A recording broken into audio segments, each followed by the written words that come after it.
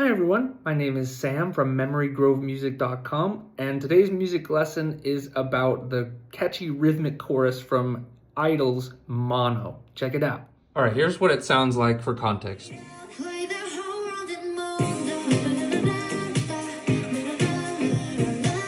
I've simplified everything for the sake of this demonstration, but let's break down the different instruments that we're going to hear in this chorus. There's this synth that is playing sort of more or less consistently. So that never really breaks. You can see we have beats.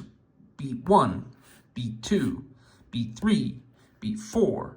At the beginning of every beat, we have a short, rhythmic, percussive thud, the kick drum. If you think of a drummer on a drum set, this is what they will be using their foot for. Boom, boom, and it's short. Right? So every beat starts with a kick.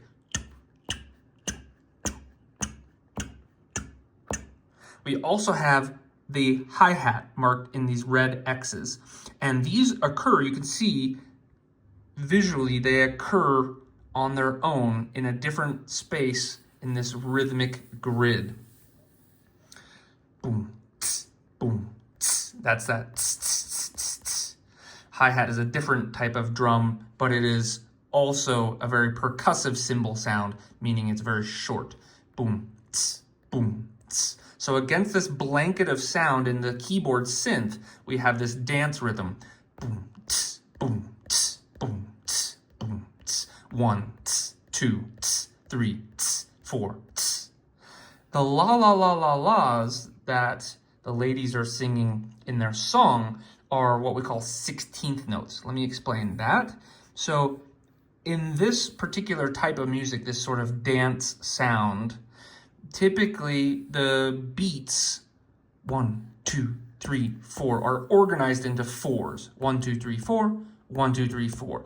For the convenience and ease of people dancing. Again, we want people out on the dance floor having a good time. It's not supposed to be incredibly complicated. Almost anyone alive can go 1, 2, 3, 4.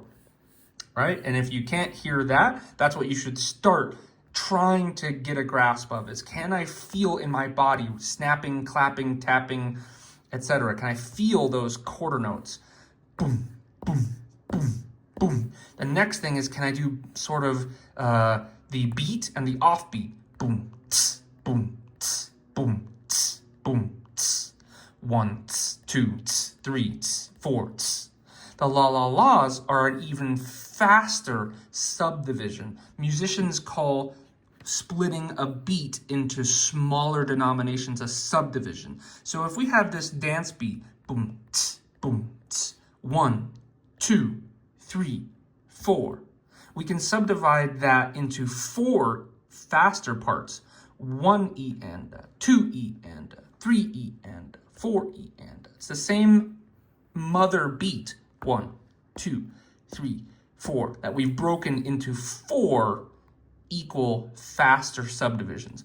1E and 2E and you can see I've drawn this on graph paper for this specific purpose of allowing you to hear and see visually what we're talking about. 1E and 2E and So the vocals of the chorus, la la la la la la la la la la la la.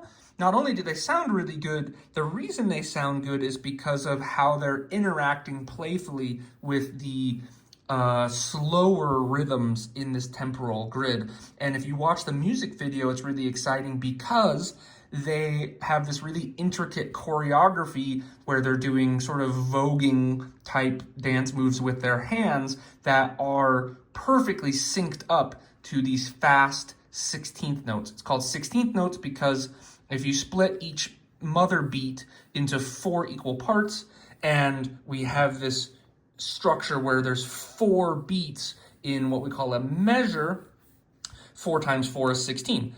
1E and 2E and 3E and 4E and la la la la la la la la la la la la la la la la. So there are 16 potential laws or 16 potential 16th notes in every measure of music. Every beat has 4 16th notes in this particular grid.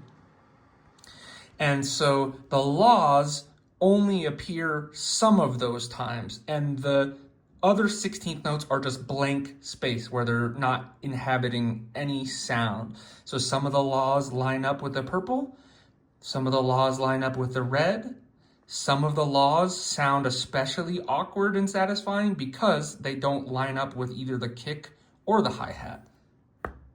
La la la la la, la, la la la, la, la la la. So that's what makes it so cool, is you've got these 16th notes that are 4 notes per beat, and they are sort of slotting into different parts of this temporal grid. Drawing it out like this can be very helpful to visualize these rhythms. Eventually, if you are practicing and performing music often enough, you will eventually get an intuitive feel for this. Really, really good musicians are aware of this and spend time practicing this. But eventually, if you're really, really professional, then you just sort of feel it in your bones. But if you're doing especially rhythmically complicated music like jazz fusion or prog metal or something like that, it can be very useful to sort of chart these things out so that you can keep track of all the different things you're responsible for. This is what it looks like in a sort of a computer. Like if you're doing Ableton Live, you can actually chart out different sounds, and it looks more or less like this in a digital user interface. In classical musical notation, which is what I learned growing up, we have these different notes, and the shape of the note gives you a visual cue as to where it fits in this rhythmic grid. So these synths are sort of just this constant, which we call a whole note. It just sort of goes throughout. Those kick drums, boom, boom, boom, are what we call a quarter note, meaning if you split $1 into 4 quarters, you get 4 of them. A measure with 4 beats gets split up into quarters, quarter, quarter, quarter, quarter, and that is a note with a stem. If the stem has 1 flag on it, that is twice as fast as a quarter note, meaning you could fit technically 2 red X's per beat. In this case, we only have 1 to make it sound more dancey, but 8th notes have 1 flag, and if you put them together, they get what's called a beam. They are connected by this tissue, this connective tissue drawing them together, that beam.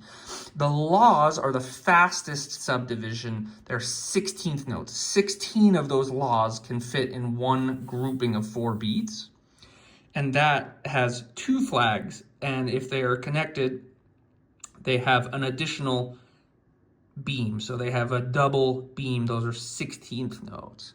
So that's what it would look like in classical notation. It would be these purple boxes would be quarter, quarter, quarter, quarter. Then you'd have these red flag 8th notes, and then the la la la's would be these strings of double line, double beamed 16th notes. So that is Mono by I-dle. Go check out the music video. It's really fun. I love the choreography, and I hope this is a helpful rhythmic demonstration. Please let me know if there is another song you want me to do a similar breakdown for, and if you want music lessons, you can reach me here or at memorygrovemusic.com. Thanks so much.